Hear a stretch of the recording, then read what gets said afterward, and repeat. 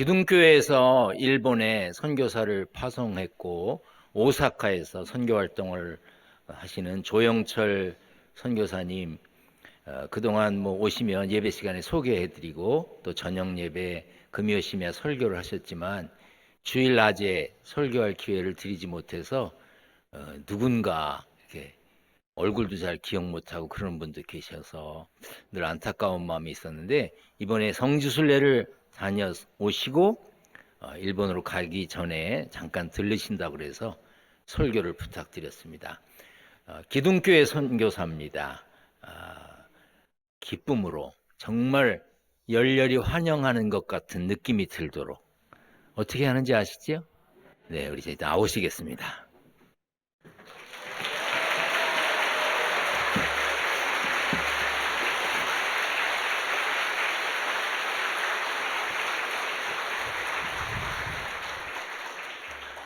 오늘 이렇게 한국에 와서 주일을 맞고 또 특별히 우리 기둥교회 성도 여러분들을 만나게 돼서 반갑고 그리고 말씀을 전할 수 있는 기회가 주어지게 돼서 먼저는 하나님께 감사를 드리고, 그리고 강단을 허락해 주신 우리 고신일 감독님 그리고 성도님들께도 진심으로 감사를 드립니다. 조금 전에 감독님 말씀하셨습니다만 3월 3일부터 3월 11일까지 그 이스라엘을 중심으로 해서 성지순례를 하고 돌아왔습니다. 성지순례를 하게 된 배경 속에서도 우리 감독님이 많은 도움을 주셔서 무사히 잘 마치고 돌아왔습니다. 돌아오기 바로 전날 목소리가 조금 이상해지더니 오늘 아마 여러분들이 제 목소리를 들으시면서 평소 목소리가 아닌데 라는 그런 생각을 혹시나 하셨을지 모르겠습니다. 중요한 거는 하나님의 말씀이지 목소리가 좋고 나쁘고 조금 쉬거나 안 쉬거나 그거는 별로 중요한 것이 아니라고 생각을 합니다. 저는 이렇게 하나님의 말씀을 여러분들과 함께 나눌 수 있고 또 하나님의 말씀을 전할 수 있는 그런 기회가 주어진 것에 대해서 너무나도 감사를 드리고 하나님께는 영광이요 또 여러분들께도 진심으로 감사를 드립니다. 제가 일본에서 왔기 때문에 다른 여러 가지 이야기는 하진 않겠습니다만 저희 교회를 위해서 한 가지 기도 부탁을 좀 드리도록 하겠습니다. 저희 교회가 일본의 오사카 북부교회라고 하는 교회인데 제가 그 교회에 간 지가 금년도에 23년 정도가 됩니다. 23년째가 되는데 2년 후가 되게 되면 100주년을 맞이하게 됩니다.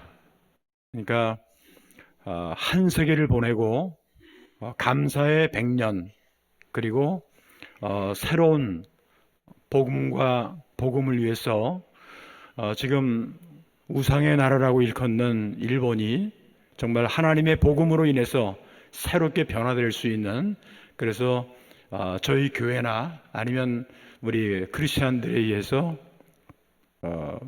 복음의 황무지라고 하는 일본 땅, 그리고 정말 우상 숭배가 만연하고 있는 일본 땅이 복음으로 인해서 완전히 뒤바꿔질 수 있는 그러한 새로운 꿈과 비전을 제시할 수 있는 그러한 교회가 되기 위해서 여러분들께서 한국에서지만 늘 기억하고 기도해 주시면 감사하겠습니다.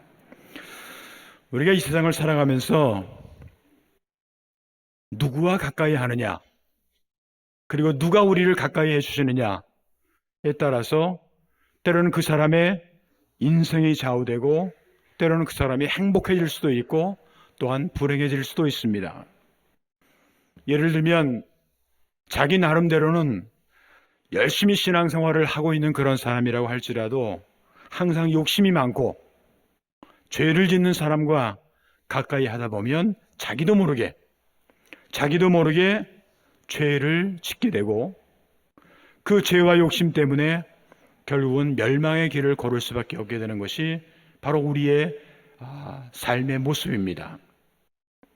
야고보서 1장 15절을 보게 되면 욕심이 잉태한 즉 죄를 낳고 죄가 장성한 즉 사망을 낳느니라 하는 그런 말씀이 기록이 되어 있습니다.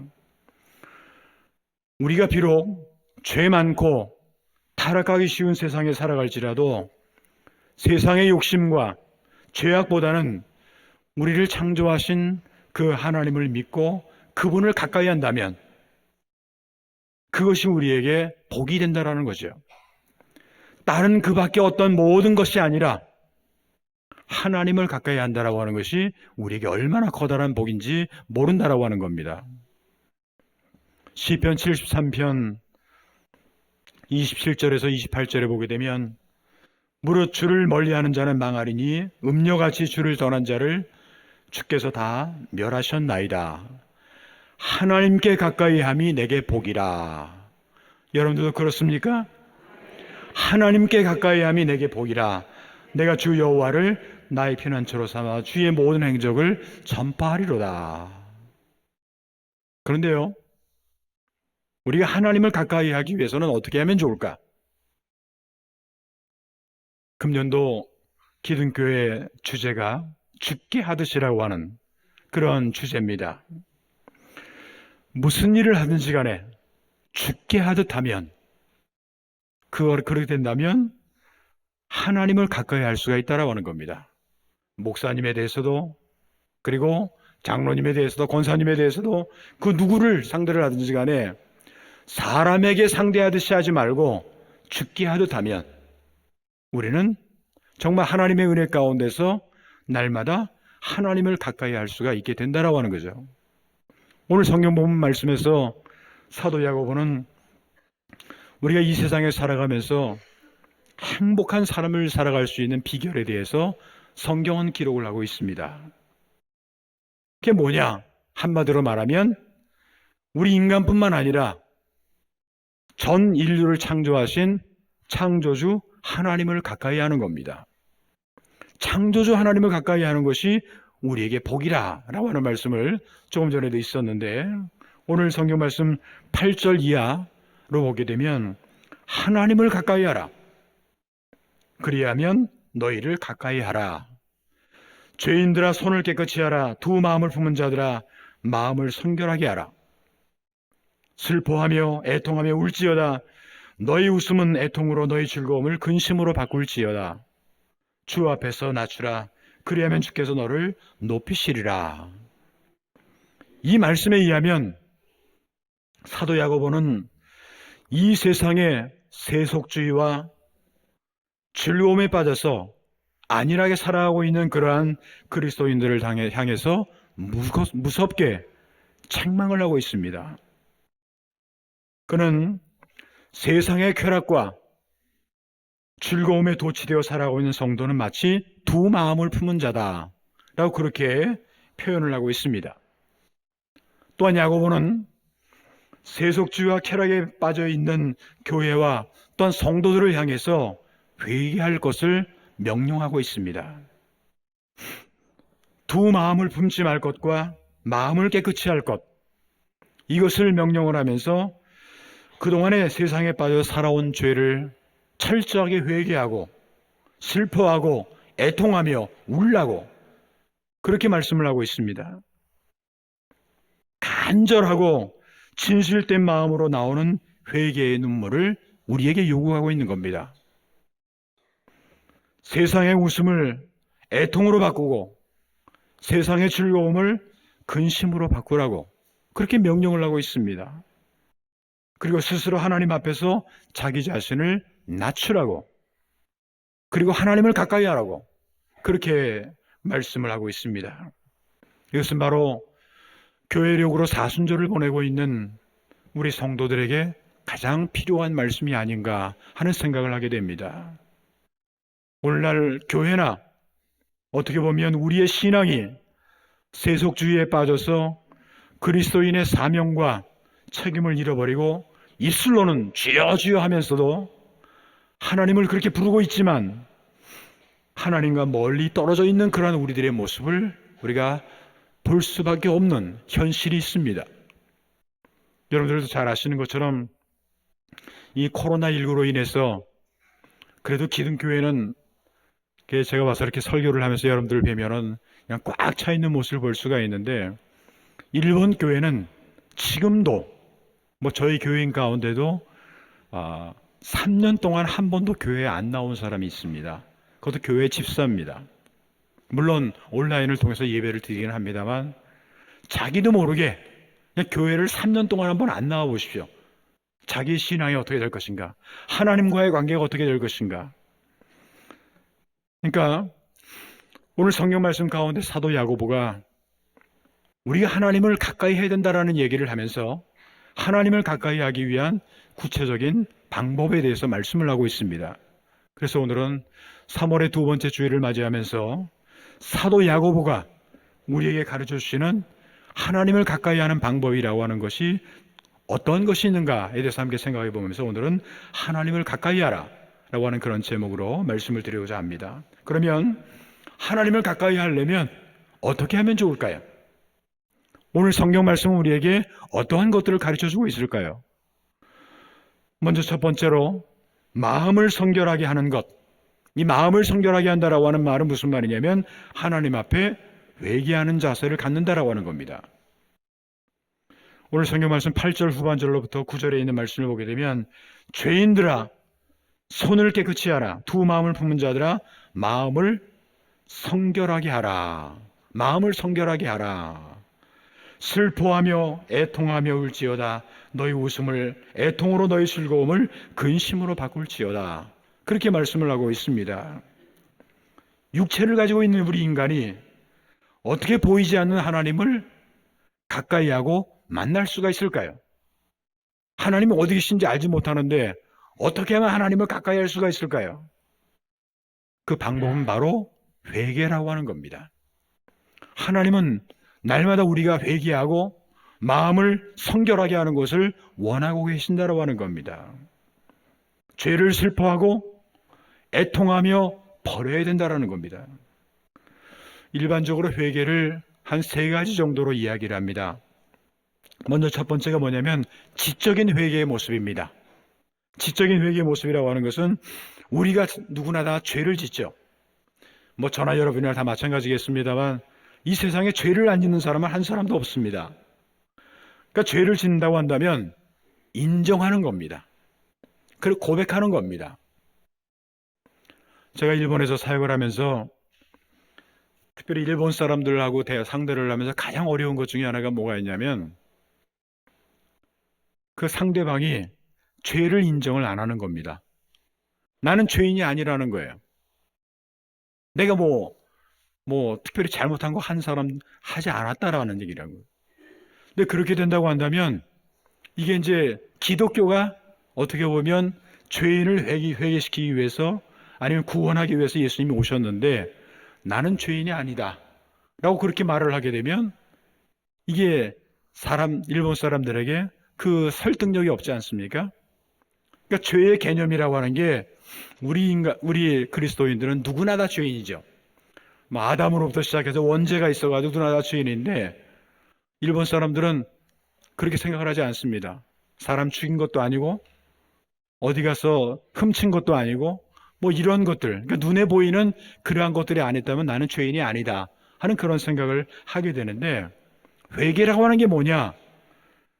우리가 자기가 지은 죄를 인정하고 고백하는 것, 여기서부터 기독교가 출발을 하는 겁니다. 두 번째로 정적인 회개의 요소로서 우리가 범한 죄를 뉘우치고 애통하며 슬퍼하는 감정적인 요소가 필요합니다. 우리가 이제 회개할 때 눈물이 나오지 않습니까? 그런 요소가 우리에게 필요하다. 세 번째, 의지적인 회개의 요소로서 예수님의 보혈의 피를 통해서 지은 죄가 용서받았다라고 하는 사실을 믿고 다시는 죄를 짓지 않겠다라고 하는 인간이기 때문에 죄를 완벽하게 안 지을 수는 없지만 똑같은 죄를 반복하지 않는 그러한 결단, 이것이 바로 회개 속에 나타나 있는 그러한 내용이라고 하는 겁니다. 신약의 산상수훈을 보게 되면 예수님께서 말씀하신 팔복 가운데 마태복음 5장 8절을 보게 되면 마음이 정결한 자는 복이 있나니 그들이 하나님을 볼 것이요 그렇게 기록이 되어 있습니다. 원래 우리 인간의 마음은 아담의 원죄로부터 시작해서 타락성과 부패성을 가지고 있습니다. 또 살아가는 동안에 스스로 죄를 지음으로 어두운 가운데 살아가고 있습니다. 인간은 타락한 본성인 죄성과 스스로 지은 죄로 인해서 그 마음이 너무 어두워져 있어요. 그래서 하나님을 가까이 할 수도 없고 하나님을 볼 수도 없게 되는, 그것이 바로 우리 인간의 현 주소입니다. 그러나 예수님께서 우리 대신 십자가를 지시고 그리고 죽으심으로 우리는 그 보혈의 피를 믿음으로 죄를 씻을 수가 있고 죄의 세력을 몰아내서 그래서 깨끗함을 얻을 수가 있게 되었습니다. 이번에 이스라엘을 방문하면서 골고다의 길을 올라가는 비아 돌로로사라고 하는 그런 고난의 길이라고 하는 그런 장면이 있습니다. 거기서 이제 저도 십자가를 지고 같이 이렇게 한번 따라 올라가 봤습니다. 예수님께서 지나가셨던 골고다까지 올라가셨던 그것을 십자가를 지고 그렇게 가봤습니다. 예수님께서 왜 십자가를 지셨느냐? 바로 우리 인간의 죄를 대속하시기 위해서 십자가를 지셨다라고 하는, 그래서 우리의 죄값을 대신 지불하신, 그것이 바로 예수님의 십자가 아닙니까?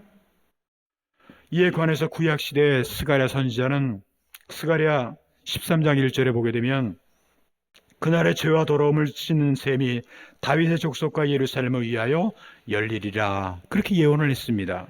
이것은 바로 예수님께서 예루살렘에서 십자가를 지시고 죽으심으로 온 인류를 향한 속죄의 길을 열릴 것을 예언했던 그 말씀이기도 합니다.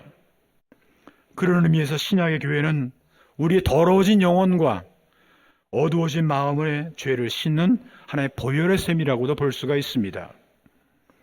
예배 시간은 죄를 씻는 시간이요, 죄의 세력을 없애는 시간입니다. 성도들은 날마다 하나님의 성소인 이 교회에 나와서 예배와 기도를 드림으로 말씀과 성령으로 우리의 죄를 씻고 태우고 이것을 없애서 깨끗한 마음으로 유지하면서 살아가는 사람들, 그것이 바로 우리의 성도들의 모습입니다. 하나님은 바로 이렇게 죄를 회개하고 그리고 마음을 깨끗하게 하는 그러한 사람들과 가까이 하시고 만나시고 우리에게 복을 주신다라고 하는 겁니다. 잠언서 28장 13절을 보게 되면 자기의 죄를 숨기는 자는 형통하지 못하나 죄를 자복하고 버리는 자는 불쌍히 여김을 받으리라. 우리가 그리스도인으로 살아간다라고 하는 것은 죄를 자복하고 회개함으로 마음이 깨끗한 자가 되어서 하나님을 가까이 하고 그리고 하나님으로부터 복을 받기 위한 것입니다. 진정 우리가 하나님을 가까이 하기 위해서는 마음을 성결하게 하는 것, 회개함으로 하나님을 가까이 할 수가 있다고 하는 겁니다.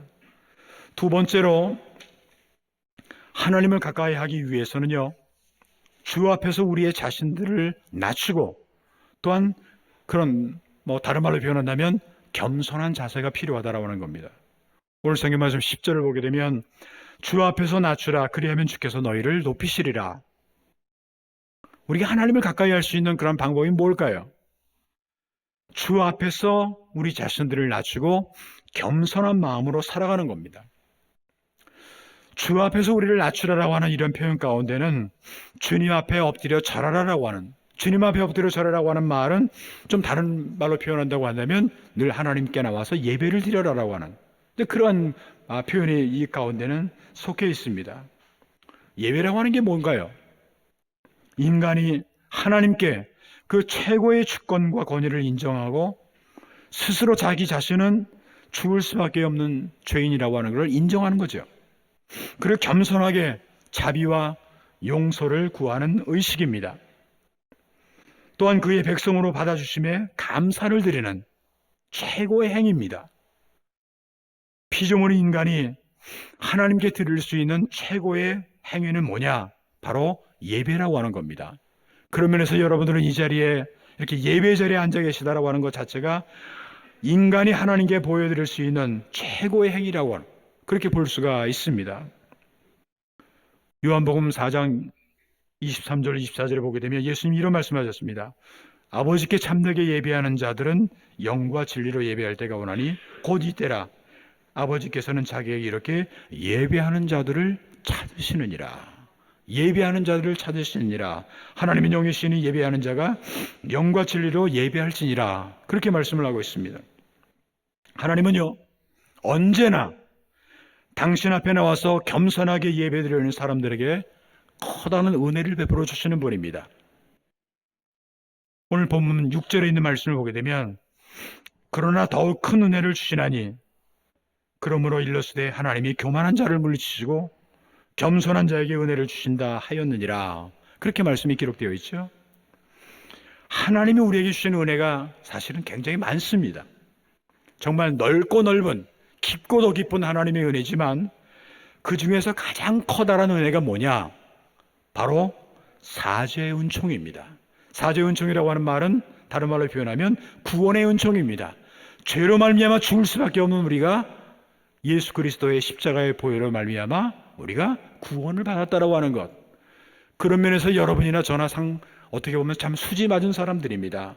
본래는 죽었어야 되는데, 본래는 이 세상에서 멸망받을 수밖에 없는 존재였는데, 우리가 예수 그리스도를 통해서 바로 이러한 하나님의 은총이 우리 가운데 임하게 되었다라고 하는 겁니다.